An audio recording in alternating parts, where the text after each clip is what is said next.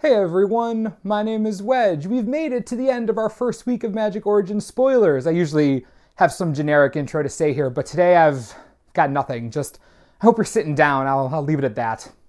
This card should look familiar to some of you. Knight of the White Orchid is back. For those of you who don't know, it's 2 white mana for a 2/2 human knight with first strike. When it enters the battlefield, if an opponent controls more lands than you may search your library for a plains card and put it onto the battlefield. Yesterday we talked about Archangel of Ties as the top end of an aggressive white-based deck. Knight of the White Orchid, one of the first cards in there, 2/2 for 2 with first strike and the ability to thin your deck. Thank you very much, I'll take 4. It's a great start to this aggro deck. About that white deck we were just talking about. Vryn Wingmare is 2 colorless and 1 white for a 2/1 Pegasus with flying. Non-creature spells cost 1 more to cast.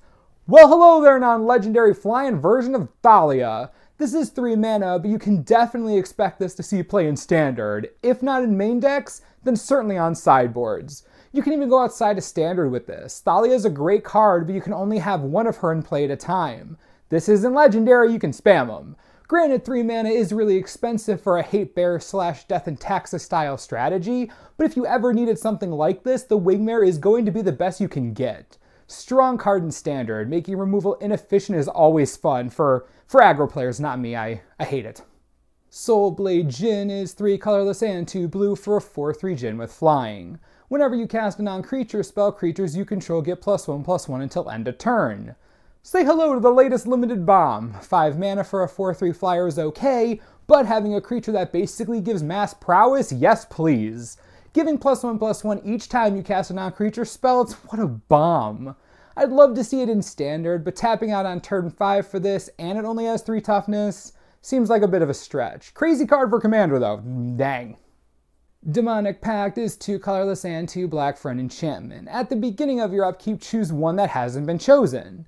You can either have the Pact deal 4 damage to target creature or player and you gain 4 life. Or you can have target opponent discard 2 cards. Or you can draw 2 cards, or you can lose the game. Wait, you lose the game? Okay.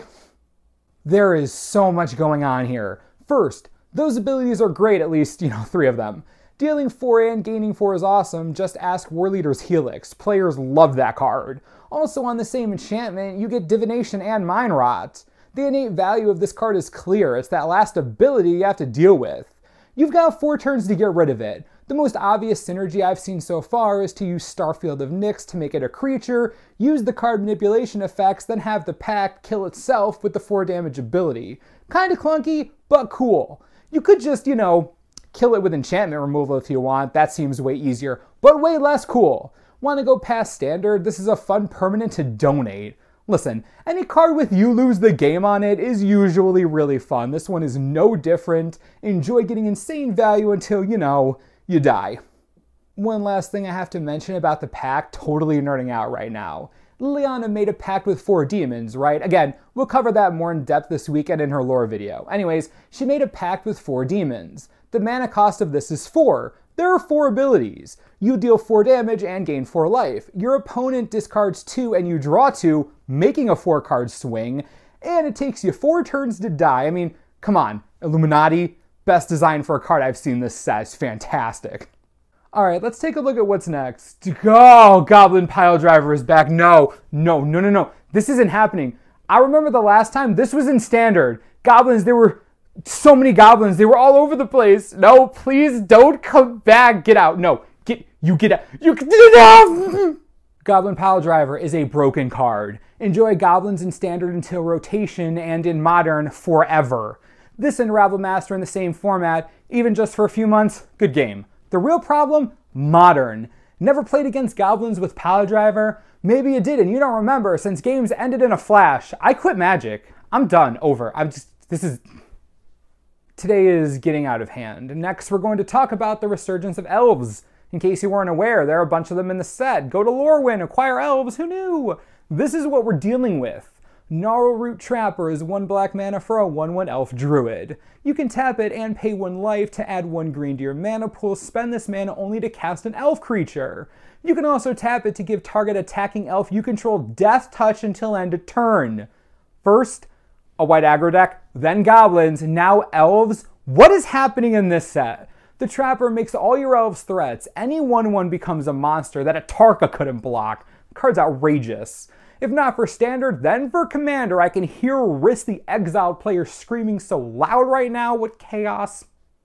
More elves. Dwynen's Elite is 2 mana for a 2/2 elf warrior. When it enters the battlefield, if you control another elf, put a 1/1 elf warrior token onto the battlefield.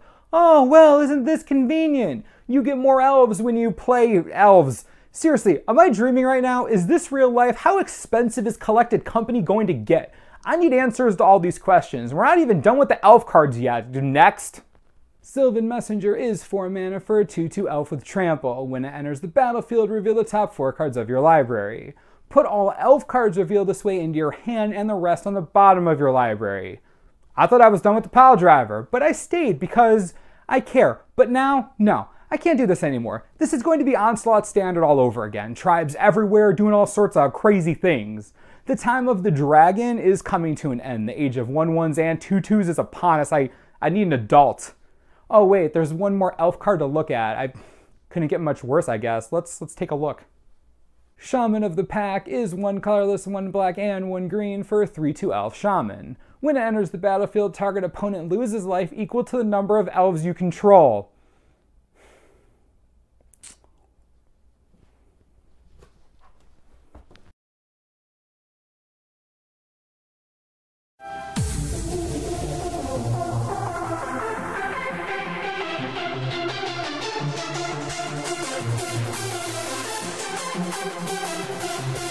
What?